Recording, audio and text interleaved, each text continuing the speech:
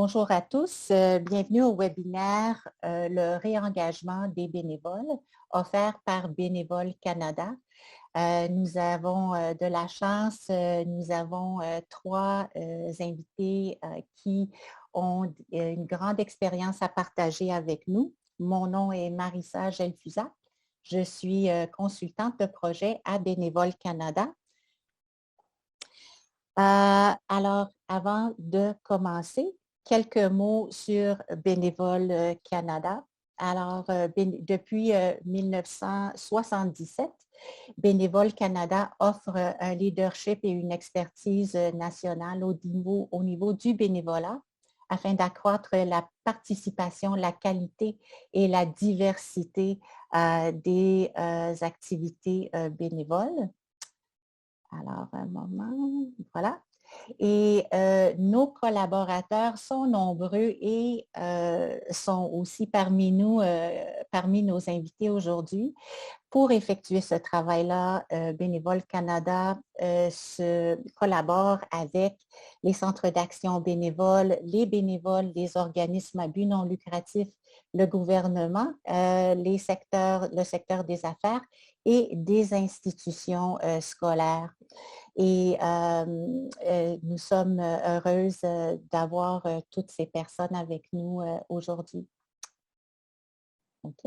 Alors, maintenant, aujourd'hui, l'objectif de notre webinaire aujourd'hui, c'est d'aller chercher différents points de vue et différentes façons de connaître le contexte du réengagement des bénévoles.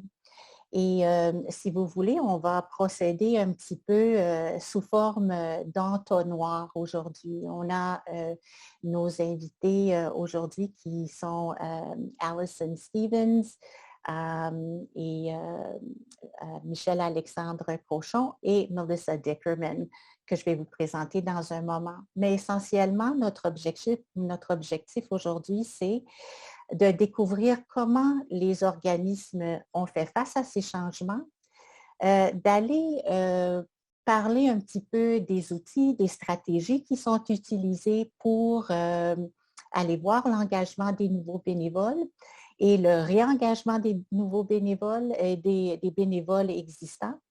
Et comment les centres d'action bénévoles ont fait face à ces défis et comment est-ce qu'ils ont adapté leurs services pour servir leur communauté. Alors, nos invités aujourd'hui, Alison Stevens. Alison, tu veux nous faire un petit bonjour, s'il vous plaît? Qui est spécialiste des centres d'action bénévole et d'engagement bénévole à Bénévoles Canada. Donc, Alison, en grande partie, sa réputation en tant que spécialiste en engagement bénévole, il y a peu de choses à dire. Je sais que nous sommes nombreux à la connaître. Il y a Michel-Alexandre Cochon, qui est directeur général de la Fédération des centres d'action bénévoles du Québec, qui est avec la Fédération depuis 2016, mais avec la Fédération en tant que directeur général depuis 2019. Et finalement, Melissa Dickerman, qui est coordonnatrice du recrutement des bénévoles au CAB de l'Ouest de l'île et qui est avec le CAB depuis 2018 et qui a une perspective des deux aspects. Un, de desservir les organismes du CAB, mais le CAB aussi offre des services à des individus par le biais de la popote et d'autres services. Donc, il y a tout cet aspect-là qu'elle va amener avec nous. Alors, vraiment, bienvenue à tous. Et nous allons commencer. Attendez un petit peu. Voilà. Alors, je vais inviter notre première invitée, Alison. La parole est à toi. Merci Marissa et bon après-midi tout le monde. Je veux d'abord vous dire que mon visage quelque peu alarmant est le résultat d'une chirurgie dentaire que j'ai subie vendredi. C'est beaucoup mieux qu'il y a 2 jours. je peux vous assurer. En tout cas, je tenais à vous le faire savoir pour que vous ne vous posiez pas de questions au lieu de m'écouter. OK, on y va. Comme nous le savons tous, la pandémie a eu un impact énorme sur les organismes sans but lucratif, y inclus des centres d'action bénévoles. Ils ont été obligés, évidemment, de s'adapter et de faire face aux nombreux défis, dont celui de mobiliser des bénévoles. Pour commencer, quelques statistiques, tendances et défis à l'échelle du Canada. Selon les sondages menés dans les premiers mois de la pandémie, peut avancer, 96 des organismes ont déclaré avoir fermé complètement ou avoir suspendu une partie ou la totalité de leur programme. C'est beaucoup, c'est presque tout. 78 ont géré la situation en transférant une partie ou plusieurs de leurs activités vers le virtuel. Et plus que 80% des bénévoles qui ont dû ou choisi de rester chez eux s'attendaient à revenir dès qu'ils pourraient le faire en toute sécurité. À l'époque, parmi les incertitudes exprimées était de savoir s'il y aura une deuxième vague. Deuxième. Cela semble si loin maintenant, n'est-ce pas?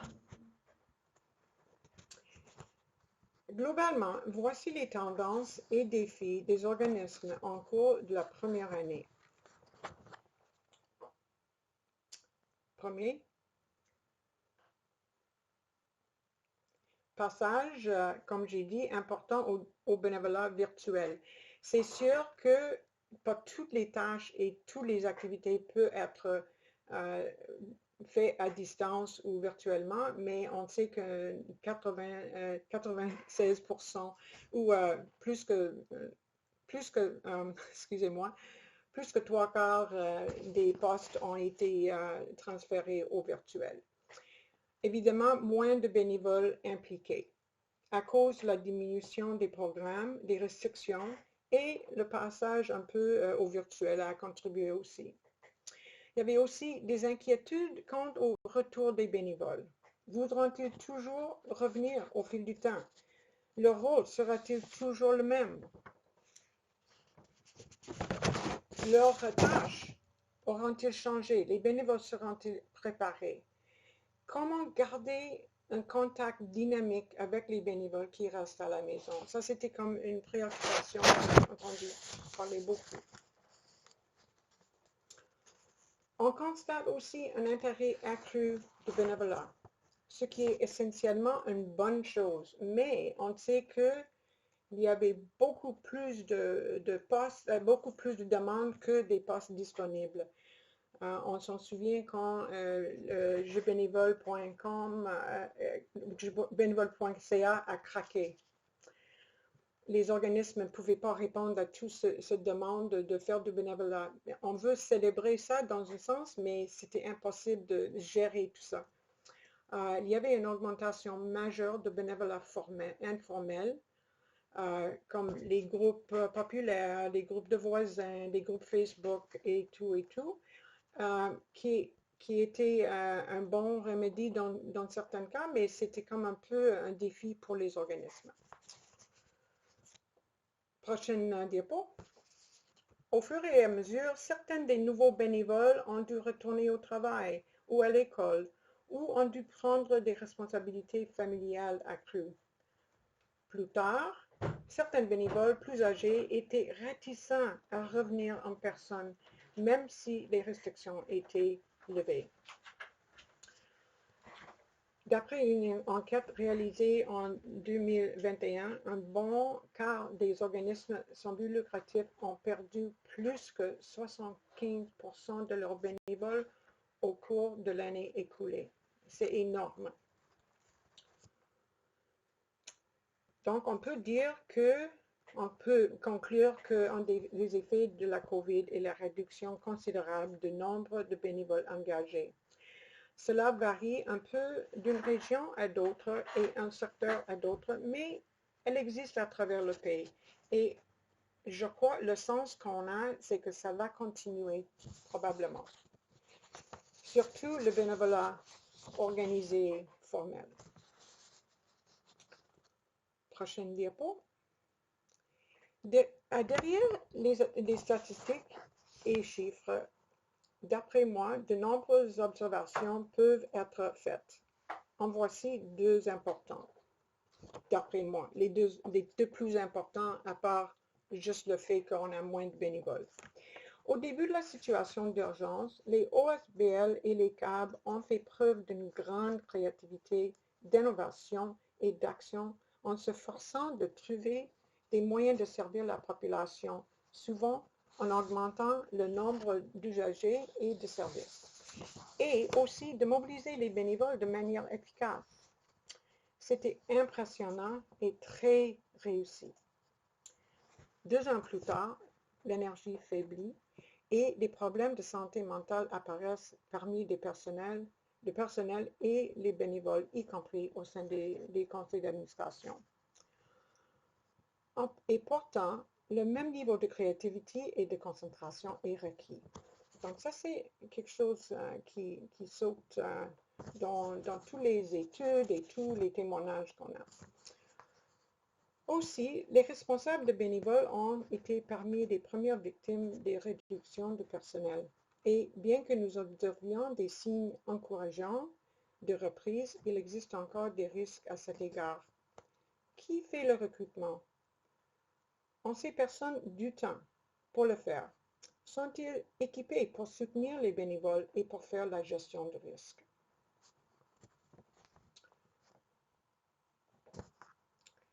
Mais tout n'est pas si noir que ça. J'ai parlé de créativité, innovation et tout ça. Donc, pour terminer sur une note positive, voici quelques exemples partagés avec moi de la manière dont certains organismes ont fait face à ces défis. Pour rejoindre des jeunes, une CAB en Ontario a décidé d'établir un partenariat avec un organisme qui mobilise les jeunes. Ensemble, ils ont créé un outil pour aider les organismes à créer des postes virtuels pour les étudiants. Par la suite, ils ont co-organisé un salon virtuel pour recruter les jeunes. Un autre CAB en Ontario expérimente avec TikTok dans le même but de rejoindre les jeunes. Ils ont trouvé que ça fonctionne très bien en passant. Et un CAB au Québec a créé un partenariat avec une entreprise pour le micro-bénévolat. Les employés sont recrutés par l'entreprise pour remplir des rôles ponctuels ou à court terme. C'est un projet pilote considéré comme un modèle pour l'avenir. Finalement, un organisme en Ontario qui avait en place une responsable de bénévole, je dois dire, m'a parlé d'une stratégie qui relevait davantage d'une attitude ou une philosophie à l'égard des bénévoles. Ils ont gardé contact continuel avec eux pendant la pandémie, même s'ils n'étaient pas actifs, les considérant comme une communauté et pas une liste de gens, une liste de bénévoles. Ils ont aussi fait appel au personnel à court terme, par exemple Emploi d'été Canada, pour augmenter la capacité de recrutement aux besoins. Donc, c'est tout pour moi pour le moment. Je passe la parole à Marissa. Merci beaucoup, Alison. Merci pour ces commentaires importants. J'ai bien aimé aussi que tu as soulevé non seulement l'impact sur l'action bénévole et les bénévoles et le mouvement du bénévolat, mais j'ai bien apprécié que tu as soulevé l'impact sur les personnes, les gestionnaires, les personnes qui sont à l'intérieur du secteur. Donc, très important. OK. Alors, nous passons maintenant à Michel-Alexandre Crochon, bien sûr directeur général de la Fédération des centres d'action bénévole. OK. Alors, je vous invite, allons-y, vas-y, Michel-Alexandre. Merci beaucoup, Marissa. Alors, bonjour tout le monde. Merci beaucoup de prendre le temps aujourd'hui de venir écouter les présentations et échanger avec nous sur le réengagement des bénévoles. Je tiens à remercier le Bénévole Canada pour la belle opportunité qui m'est donnée aujourd'hui de venir m'entretenir avec vous. Michel-Alexandre Cochon, je suis le directeur général de la Fédération des centres d'action bénévole du Québec, comme Marissa l'a dit. Petite introduction sur la Fédération des centres d'action bénévole. Donc, on représente 114 centres d'action bénévole au Québec. Notre mission, là, c'est de mobiliser, soutenir et représenter les centres d'action bénévole afin de stimuler la promotion, la reconnaissance et le développement des différentes pratiques de l'action bénévole au sein de la collectivité. Et j'en profite pour dire que cette année, en 2022, là, la Fédération célèbre son 50e anniversaire. Donc, c'est une grande année, on a une grande expérience. La force de la Fédération, c'est les centres d'action bénévole. Je le dis souvent, mais la Fédération, sans les centres d'action bénévole qui sont membres, on est une coquille vide. On se nourrit de ce que les centres d'action bénévole font sur le terrain. Puis dans la présentation, là, je vais en parler un petit peu, mais la pandémie a vraiment mis en lumière le côté essentiel des centres d'action bénévole. Donc voilà pour la petite présentation. Je vais faire quelques parallèles aussi avec la présentation d'Alison, donc pour revenir peut-être un peu plus au Québec. Notre expertise est au Québec, donc par les centres d'action bénévole. Donc c'est sûr qu'on va parler du bénévolat en général, mais les données que je vais vous donner, c'est ce qui m'est donné par les centres d'action bénévole. Donc c'est notre réseau à nous. Dans les chiffres qui ont été montrés par Alison, on parlait de 75% de bénévoles qui ont quitté. Nous, les chiffres qu'on a sont sensiblement pareils. Là, dans la première vague, là, on parle de 80% des bénévoles qui ont quitté les centres d'action bénévole là, en mars, avril et mai 2020. On dirait que ça fait une éternité, mais ça fait 2 ans. Le positif de la pandémie à ce moment-là, c'est toute l'empathie des Québécois. Donc, les bénévoles, puis on a parlé un peu de bénévole.ca, mais quand l'appel a été fait, on a senti qu'il y avait une nouvelle vague de bénévoles qui voulaient, qui rentraient dans le réseau. Là, je parle des centres d'action bénévole, mais on parle de 35 000 personnes qui se sont inscrites en l'espace de 2 à 3 semaines sur la plateforme, ce qui est immense, ce qui nous a amené d'énormes défis, puis qui ont vraiment mis aussi en exergue des défis auxquels je vais revenir plus tard. Mais donc, il y avait vraiment une nouvelle vague de nouveaux bénévoles. Et parallèlement à ça, les bénévoles, surtout des aînés qui ont quitté, dans le fond, le gouvernement leur a dit de quitter, qu'ils ne peuvent plus faire de bénévolat. Ces gens-là voulaient revenir faire du bénévolat. Donc, ça aussi, c'est quand même une bonne nouvelle. Ça veut dire que le bénévole qui donne de son temps, le fait par plaisir, le fait pour aider son prochain, mais le fait pour plaisir, il en retire quelque chose et il voulait revenir. C'est ce qu'on nous disait. Il y en a un certain nombre qui n'est jamais revenu à ce jour pour les raisons qu'on connaît, mais je dirais que la majorité, selon nos données, sont tout de même revenus. C'est sûr que le bénévolat s'est changé un petit peu et je vais en parler un petit peu tantôt, mais vraiment la vague d'empathie qui était, c'est donc dire que le bénévolat est vraiment un vecteur, puis on peut regrouper les gens autour de ce vecteur-là, ce qui est très intéressant. En termes je vais faire aussi un parallèle, on perd les bénévoles durant la pandémie et les services augmentent. Vous le savez, pour ceux qui ne le savent pas, mais un centre d'action bénévole va avoir des bénévoles pour deux vecteurs. Donc, il va utiliser des bénévoles pour ses propres activités à lui, que ce soit pour livrer de la popote, faire l'accompagnement transport, des visites d'amitié, etc., etc., etc. Je n'aimerais pas tous les services offerts par les centres d'action bénévole. Mais donc, il y a ces bénévoles-là et les centres d'action bénévole font également du référencement vers d'autres organismes. Et point important, les services ont augmenté durant la pandémie et contrairement à ce qui a été dit là, à Alison, les centres d'action bénévole n'ont pas arrêté leur service pendant la pandémie. Donc, dans les 114 membres de la Fédération des centres d'action bénévole, il y a un seul centre d'action bénévole qui a fermé, puis c'est un centre d'action bénévole qui avait 2 employés. Donc, tous les autres centres ont continué leur service et la demande de service a explosé. Et c'est là, je le disais tout à l'heure, mais les centres d'action bénévole, ce sont le système D qu'on appelle, ils se sont relevés les manches. On ne sait pas comment, je pense qu'eux autres même ne savent pas comment ils sont arrivés à réussir, mais ils ont réussi, ce qui est vraiment la beauté du réseau qu'on a. Donc voilà pour la situation COVID. J'ai dit qu'il y avait du positif, j'en ai parlé un peu, donc l'empathie démontrée, les bénévoles voulaient revenir, ça c'est le positif. Je vais m'attarder maintenant aux défis.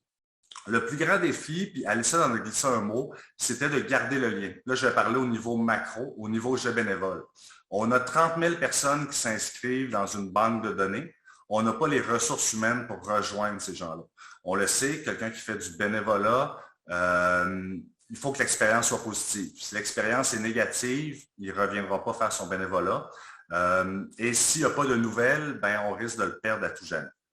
Donc, au niveau fédération, notre grand défi a été de garder le contact avec cette vague de bénévolat qui, pour la majorité des bénévoles qui n'avaient jamais goûté au bénévolat, donc qui s'inscrivaient à la demande du premier ministre, et nous, il a fallu aller les rejoindre. On s'entend qu'on est à la grandeur du Québec, donc on n'a pas la proximité. Donc, le seul moyen qu'on avait, c'était par des courriels. On n'avait pas d'autres, on n'avait pas de ressources non plus pour appeler les 30 000 personnes. Donc, ce défi-là était vraiment important durant la pandémie. Si je l'amène au plus micro, puis Alissa en a parlé un petit peu, mais dans un centre d'action bénévole, la grande problématique pendant la pandémie, c'était le problème de ressources humaines. Donc, on a une vague immense de bénévoles qui arrivent. On est déjà sous-financé, on a déjà des ressources humaines qui sont limitées. On a des bénévoles qui sont partis, 80% comme je l'ai dit. Donc, c'est des employés qui vont prendre la relève. Donc, ça coupe des postes. Donc, il n'y a pas de... Le défi au micro pour la Centre d'action bénévole à l'époque était vraiment la ressource humaine pour essayer de garder le contact avec les bénévoles. Et ce qu'on remarque, c'est que ce défi-là est demeuré. Donc, le défi des ressources humaines est toujours d'actualité au sein des centres d'action bénévole du Québec. Notre réseau, de la manière qu'il est fabriqué, là, on a des moments dans l'année où on se rencontre, où on discute. La dernière grande table où on s'est rencontrés, c'est au mois de novembre. La présidente de la Fédération a commencé la rencontre avec les centres d'action bénévole là, qui étaient présents en faisant un tour de table. Et la question était toute simple. C'est comment allez-vous? Mais comment allez-vous, vous, personnellement? Et 95% des gens autour de la table ont dit « Je suis épuisé, j'ai plus de ressources humaines, je suis à bout du rouleau. » Donc, les bénévoles sont là, mais nos ressources humaines sont vraiment à bout de souffle et on n'est pas capable de reprendre le dessus. Et là, on est vraiment là dans la réalité du bénévolat, mais je vais conjuguer à ça le fait de toute la crise, la pénurie de main-d'œuvre. Donc, il y a des employés qui vont quitter pour d'autres emplois qui leur appartiennent. Mais voilà. Donc, ça, c'est vraiment le défi principal actuellement. Ce qui m'amène à une proposition de stratégie ou ce qui a été élaboré par certains centres d'action bénévole. Et je pourrais faire un webinaire complet de plusieurs heures sur les idées magnifiques que les centres d'action bénévole trouvent. J'ai été obligé d'en sélectionner une. Pour les centres d'action bénévole qui sont présents, vous m'excuserez, j'ai probablement pas pris votre exemple, mais ça va me faire plaisir de refaire un webinaire pour montrer tous les trucs que les centres d'action bénévole font. Mais l'exemple que je vais vous donner, c'est on l'a déjà présenté au centre d'action bénévole, membre lors du dernier colloque. Donc, c'est une alliance entre les centres d'action bénévole d'une région précise. Donc, 3 centres d'action bénévole, tout en demeurant dans toute leur autonomie et dans toute leur indépendance d'organismes communautaires, ils se sont mis ensemble et ont joint leurs ressources humaines en se séparant leur mission, si je peux dire comme ça. Donc, c'est 3 centres d'action bénévole qui se mettent ensemble. Il y en a un qui va se concentrer sur tout ce qui est la formation des bénévoles. Le deuxième centre d'action bénévole va se concentrer sur tout ce qui est service à la population. Le troisième centre d'action bénévole, lui, va se concentrer sur tout ce qui est recrutement et lien avec les bénévoles. Et ça, là, il débute la deuxième année du projet et ce que j'ai comme information, c'est que ça fonctionne très bien.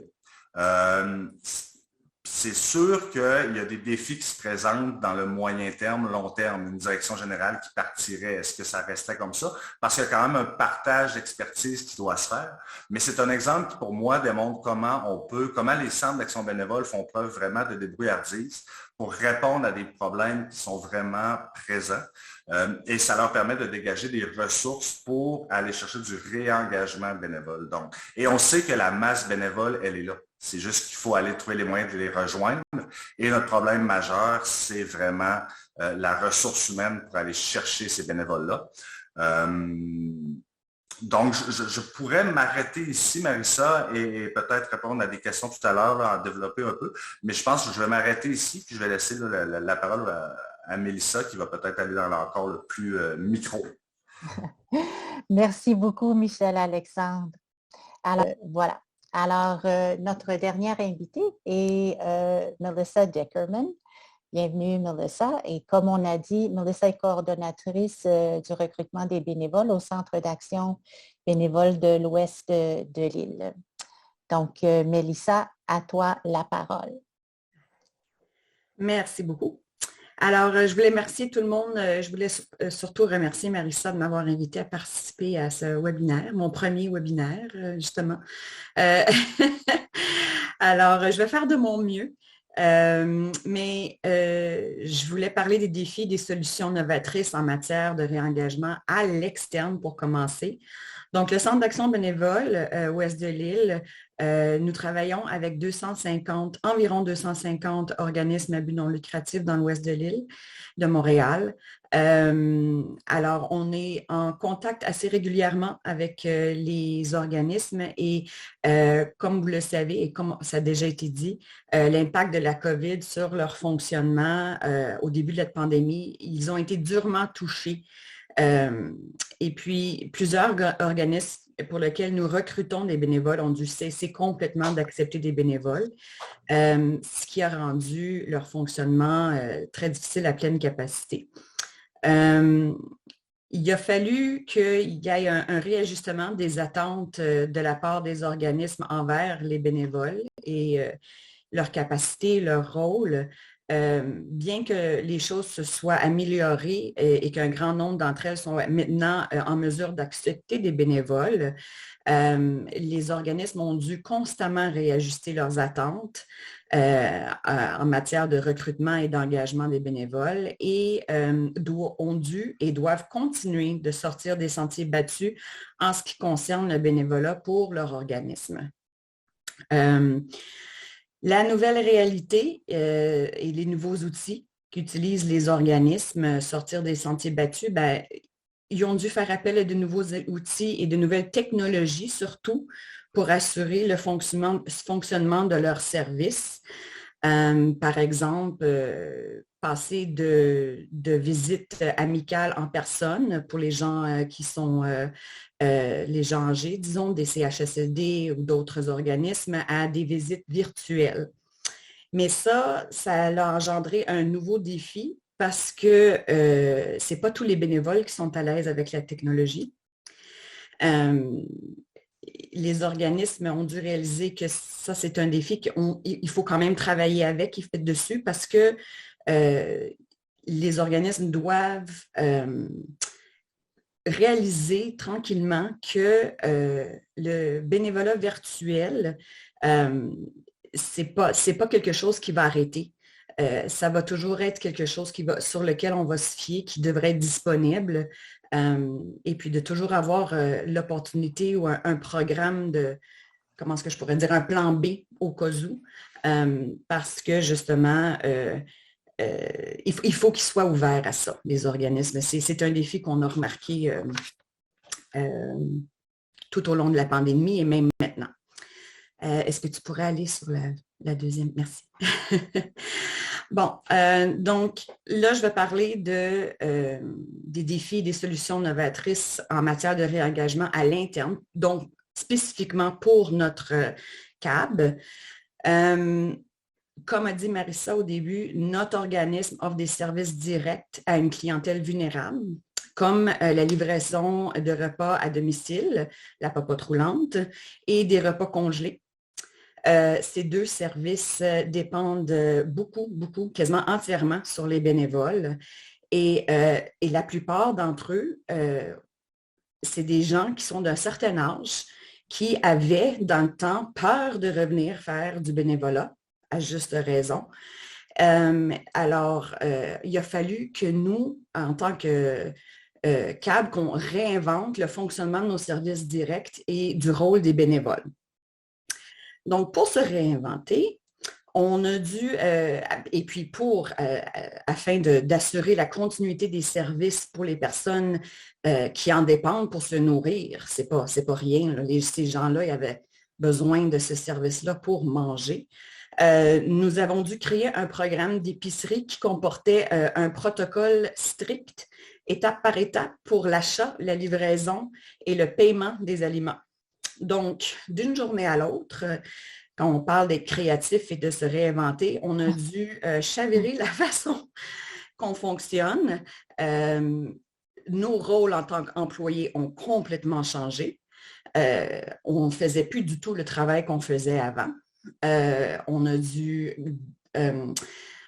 créer des listes avec les listes des gens qui se servaient de nos services, qui habitaient dans quelle région, pour former des groupes. Il y avait des coordonnatrices de groupes, il y avait des coordonnatrices de bénévoles, etc., etc. On a dû créer des formulaires justement pour avoir un gabarit qu'on utilisait pour faire les épiceries des gens, comment payer, etc., etc.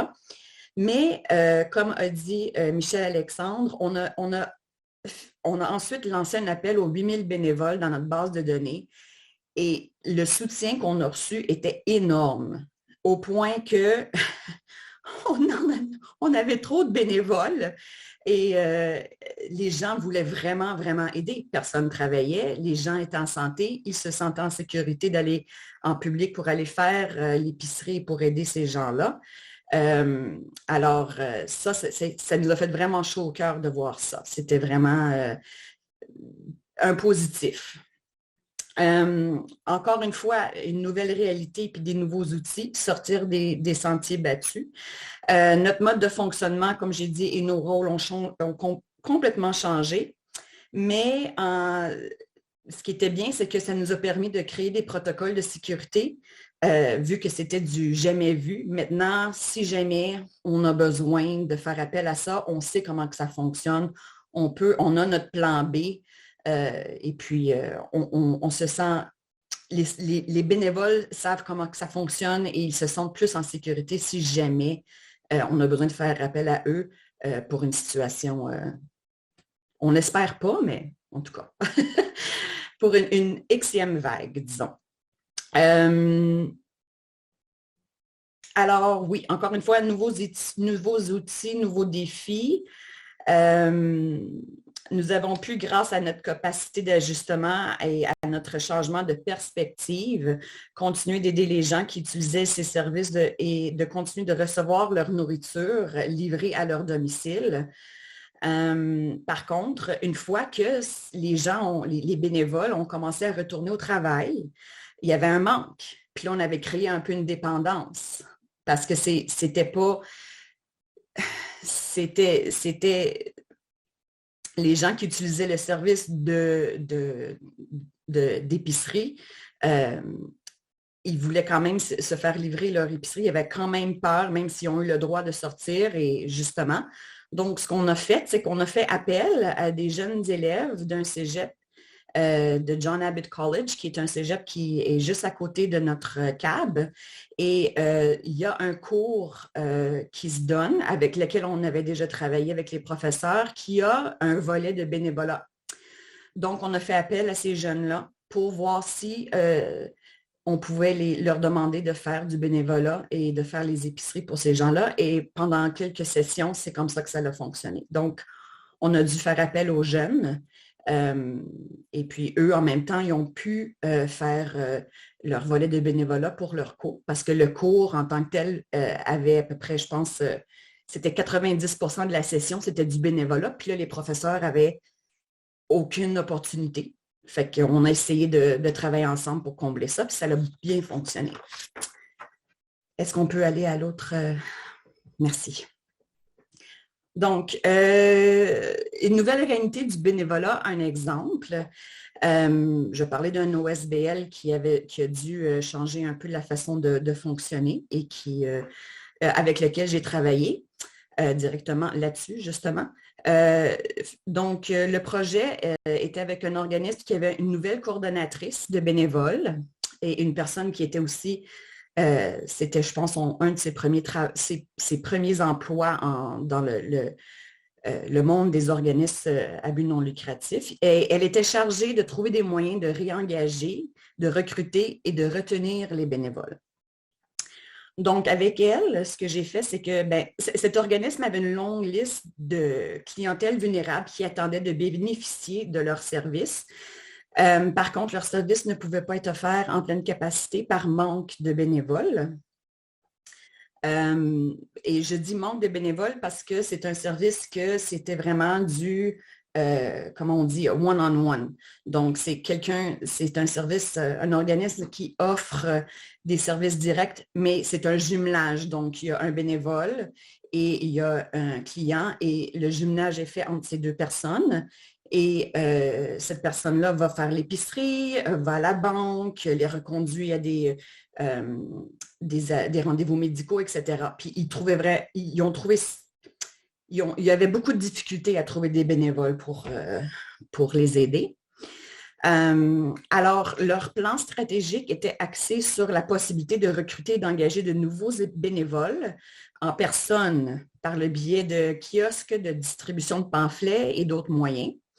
Et ils voulaient surtout trouver des bénévoles avec des capacités très spécifiques. Genre des avocats, etc. Et ça, c'était pour un programme qui venait en aide à les gens avec des situations spécifiques qui avaient besoin de gens, d'avoir un bénévole avec des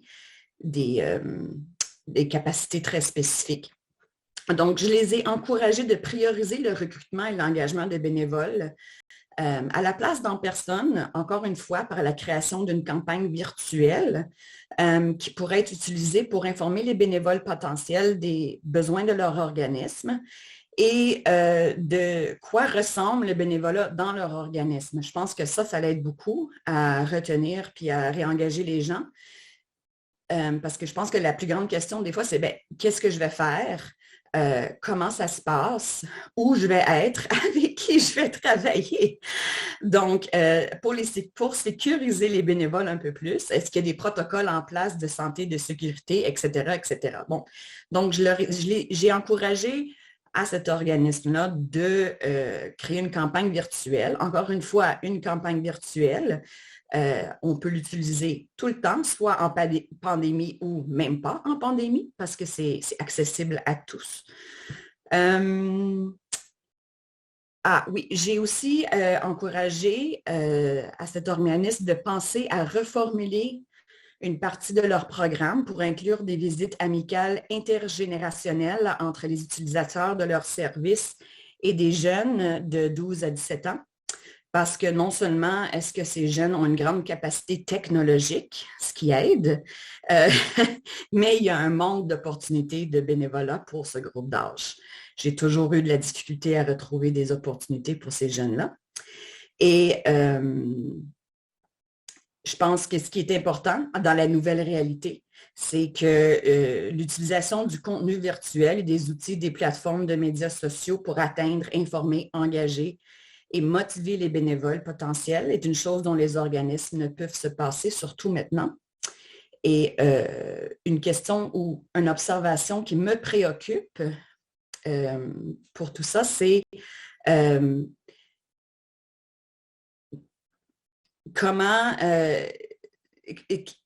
qui va prendre la relève? Qui va prendre la relève des bénévoles? C'est sûr qu'au début de la pandémie, il y avait beaucoup de bénévoles qui étaient disponibles. Il y en a qui sont retournés au travail. Il y en a qui n'ont pas été, qui ont décidé de ne plus faire du bénévolat.